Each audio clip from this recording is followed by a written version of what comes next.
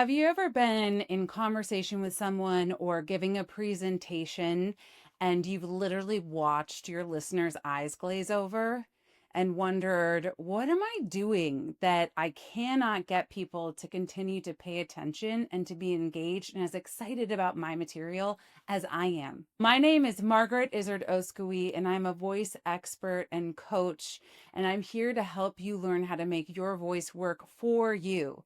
This month, we are talking all about inflection, and inflection is a key component to an engaging and persuasive speech pattern. For those of you who don't know what inflection is when you go up in pitch and down in pitch as you talk. The opposite of this would be monotone. So if I were to speak to you like this, Bueller, anybody, if anybody else has seen Ferris Bueller's Day Off, that is an example, a wonderful example of monotone or a monotone speech pattern. This month, we are talking about how important inflection is as far as your speech pattern in the workplace is concerned, and also how to make your inflection work naturally in your body. Because everything we talk about at Peacock Voices is about making your voice work for you. When I have clients who come to me and we realize inflection is something that we need to really work on, a lot of times they've had two different types of feedback. One is that they're boring or disengaging, or they feel like they don't have the right energy. They just get told that they don't have that factor. They're just not good at public speaking or at giving presentations. The other side of this coin is I've actually had clients come to me saying that they've been told they're too energetic. They're too much. And because they have so much inflection, they sound really excited all the time. And this actually can discredit them, make them sound less professional, less knowledgeable, and have less expertise, even though their brains are still the same, right? So it has nothing to do with what's on the inside, nor does it have anything to do with your content.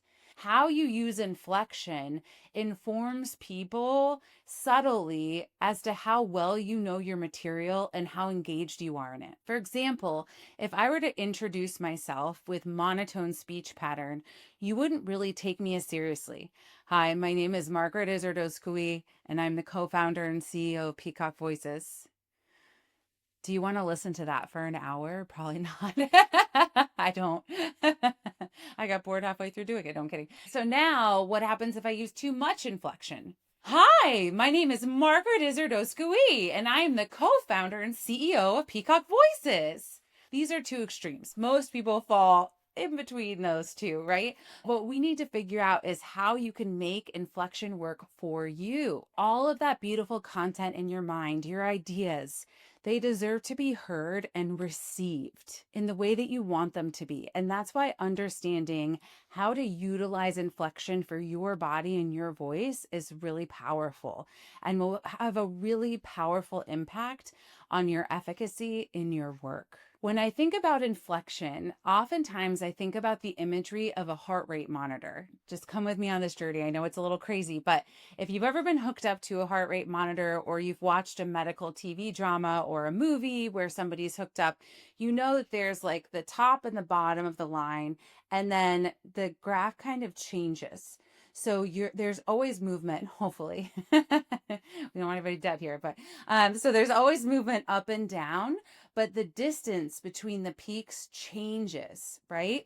And so as we're using inflection, we want to make sure that that distance, right? There's a top and a bottom pitch wise, but the distance between the pitch changes is always different. Utilizing bigger pitch changes for more important text or more important words, and smaller pitch changes for less important text or less important words. On top of that, we can think of that same idea of bigger pitch change as being more effective when you're trying to sell or persuade someone. There's research that tells us that, versus times when you're just having a casual or kind of fact or knowledge-based conversation that's a little bit more technical. You don't necessarily need the same amount of inflection as you would during that persuasive or sales-oriented conversation. So how do we go about learning how to integrate this type of inflection into your everyday life? Well, the first thing you do is the first thing I say for almost every vocal characteristic you want to work on, and that is to observe. You want to observe when you're using inflection, when you're not using inflection. A lot of times people will find that they'll be in a presentation, they'll start those opening slides, have tons of inflection, and then they get to a slide that's all statistics. And all of a sudden their speech pattern gets a little bit faster and a little bit more monotone, and they just try to get through that because it's a really thick slide to get through. A lot of information they need to get out, right? And I just demonstrated that for you, and yowza, right? It starts to get a little disengaging. You might also find that you think you're utilizing more inflection than you are, or vice versa. You think you're not using so much, but it's actually really intense. So I would suggest you consider recording yourself. What would happen if you just recorded yourself, and don't record without permission of the other people in the conversation, right?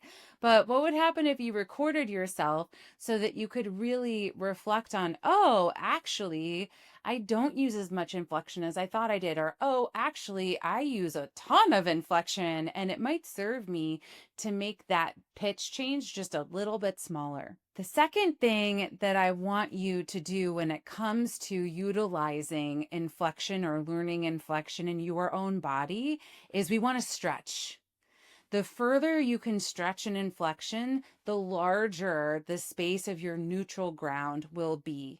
So if you utilize a lot of inflection and a lot of pitch change, and it actually pops you out of your core resonance, which would sound something like this: hi, how are you? This is so interesting. Do you hear how my voice starts to sound a little bit silly? Well, what would happen if we could actually stretch so that I could have that much pitch change, but without having that flip of sound, so my resonance stayed the same? Hi, how are you? That's still a lot of pitch change, but because I was able to stay connected, it sounds a lot more natural and is much more usable. So the first thing we always do when we work on inflection is we stretch. We make sure that we stay connected and we maintain that consistency of resonance.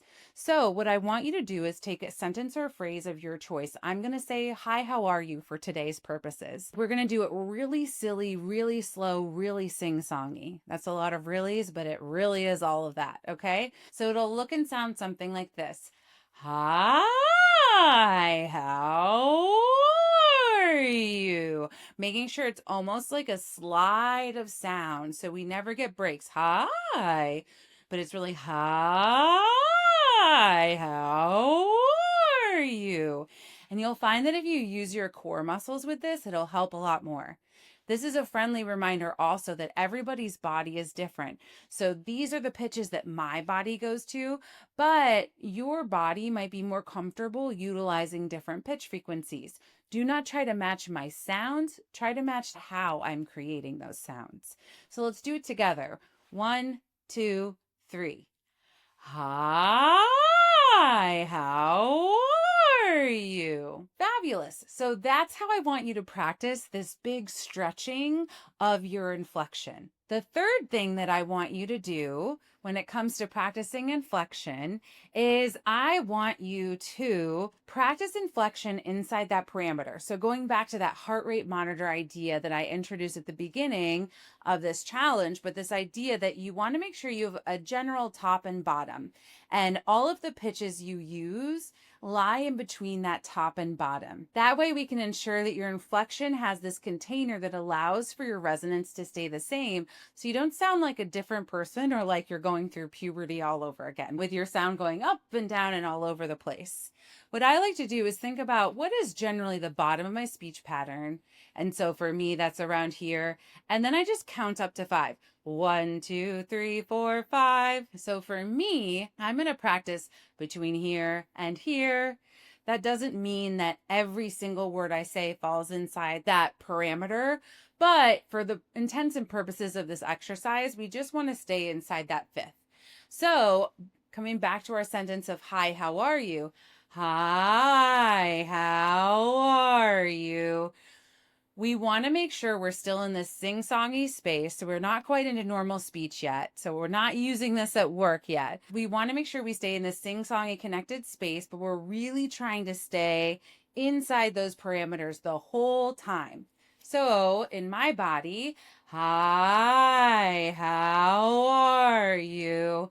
In your body, you might choose different pitch frequencies, and that makes perfect sense because, again, your body is different from my body. And so your sounds and where your voice is comfortable is going to be different than where my body feels comfortable. Let's try it together, even though we're going to sound a little different. 1, 2, 3. Hi, how are you?